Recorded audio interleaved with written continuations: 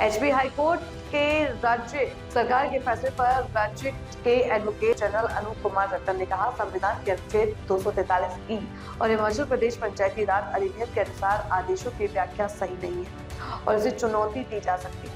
42 ग्राम पंचायतों का पुनर्गठन किया गया था। अप्रैल तक पंचायती राज संस्थाओं के चुनाव करवाए जाएं, क्योंकि मई से सेंसस का कार्यक्रम शुरू होने वाला है, सेंसस शुरू होने वाला है। और इस पंचायत के इस फैसले के आने के पश्चात जब मैंने सोशल मीडिया पर देखा तो कई जगह ये बोला गया कि सरकार को झटका, कई जगह कई बातें राजनीतिक रूप से पत्रकारों आप लोगों ने एक न्यूज चलाई। मैं आपको बताना चाहता हूं कि हमने हाई कोर्ट में सबसे पहले एक एफिडेविट डालकर इस पिटीशन जो पीआईएल की थी, उस पिटीशन के जवाब में यह बताया था कि प्रदेश सरकार कभी भी इलेक्शन, पंचायती राज इलेक्शन कराने से पीछे नहीं हट रही है। ये तथ्य आपके सामने नहीं आए होंगे, लेकिन प्रदेश सरकार ने 31 दिसंबर 2024 से पहले, मैं पिछले वर्ष की बात कर रहा हूं, 31 दिसंबर 2024 से पहले चुनावी प्रक्रिया का आरंभ कर दिया था। नई पंचायतों का गठन करना, कुछ पंचायतों का रीऑर्गेनाइज करना और कुछ जिला परिषद वार्ड और अन्य वार्ड्स का डिलिमिटेशन करना।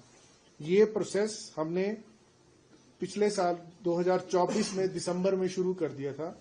अगर सरकार की मंशा होती कि चुनाव नहीं कराने हैं तो 31 दिसंबर 2024 से पहले ये प्रोसेस शुरू करने की कोई आवश्यकता नहीं थी।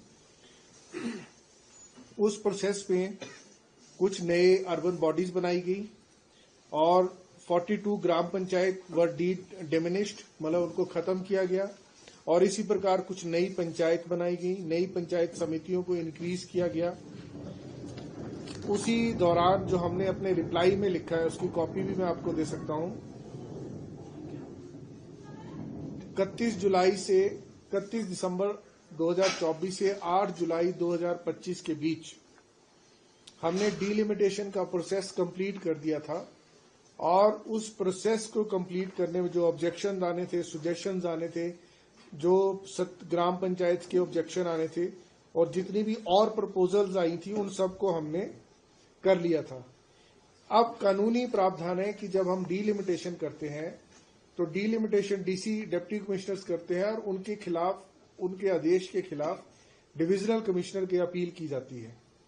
तो एक ऐसी ही अपील, और भी अपीलें हुई और भी कई जगह हुआ, लेकिन एक ऐसी अपील हाई कोर्ट तक पहुंच गई जो डिविजनल कमिश्नर ने फैसला दिया और डिविजनल कमिश्नर के फैसला देने के पश्चात देवेंद्र नेगी केस में जो हमने 11 फरवरी 2025 को अमेंडमेंट की थी प्रदेश सरकार ने, उस अमेंडमेंट को चुनौती दी अगस्त 2025 में।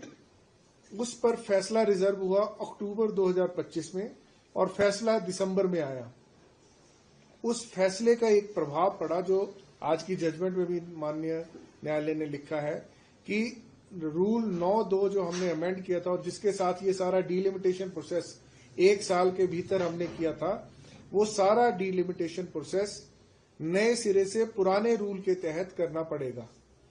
अब जब न्यायालय का फैसला आ गया तो न्यायालय का फैसला जो देवेंद्र नेगी में आया, उसकी अभी डेट मेरे पास नहीं है, लेकिन जो न्यायालय का 6 दिसंबर के आसपास वो फैसला आया। जब न्यायालय का फैसला आ गया तो उस फैसले के तुरंत पश्चात 20 दिसंबर 2025 को प्रदेश सरकार ने उस न्यायालय के फैसले को इम्प्लीमेंट करते हुए सभी डीसीज को पत्र लिखे कि आप delimitation of constituencies as per high court judgment करें। In the mean time Himachal high court में जो अर्बन बॉडीज बनाई थी, जैसे बद्दी बनाई थी, नदौन बनाई थी, ज्वालाजी बनाई थी, बलद्वाड़ा बनाई थी, स्वारघाट बनाई थी, ऐसे 10-12 यूएलबीज के ऊना का था, उनके भी केसेस हाई कोर्ट में आ गए। उनके केसेस में भी हमने, प्रदेश सरकार ने बहस की कि जो हमने किया है वो सही किया है, हमने जो बनाई है वो बिल्कुल ठीक बनाई है, पूरी प्रक्रिया का अनुपालन किया है। लेकिन और हमने कहा कि ऑब्जेक्शन, क्योंकि स्टेट गवर्नमेंट ने सुनने हैं तो हमने वो ऑब्जेक्शन भी सुने और कैबिनेट तक वो ऑब्जेक्शन गए लोगों के, उसके पश्चात वो यूएलबीज नोटिफाई की गई हैं।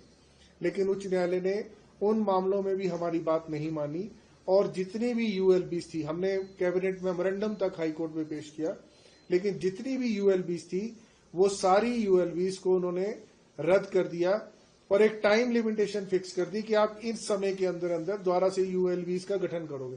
यूएलबीज मतलब अर्बन लोकल अर्बन बॉडीज। उसके पश्चात अब हमारे समक्ष एक चुनौती थी कि डिलिमिटेशन जो एक साल हमने दिसंबर 24 से जुलाई 25 तक सब कुछ कर दिया था, वो सब वाइप आउट हो गया, वो सब नलिफाइड हो गया। उसी प्रकार जो हमने जुलाई 25 तक जितनी भी यूएलबीज प्रदेश सरकार ने बना दी थी, वो भी दोबारा से, उनमें से कुछ को दोबारा से बनाना था।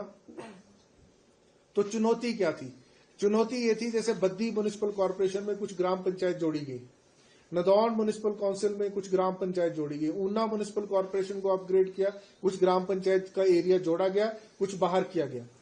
अब उन सब के मद्देनजर जब वो सब रद्द हो गया तो दोबारा से नया डिलिमिटेशन होना, या तो वो ग्राम पंचायत पुनः ग्राम पंचायत बन गई, तो वो ग्राम पंचायत किसी जिला परिषद का हिस्सा बननी थी, किसी पंचायत समिति का हिस्सा बननी थी। अगर वो नहीं होता तो वो ग्राम पंचायत जो थी वो सारी यूएलबीज का हिस्सा रहनी थी।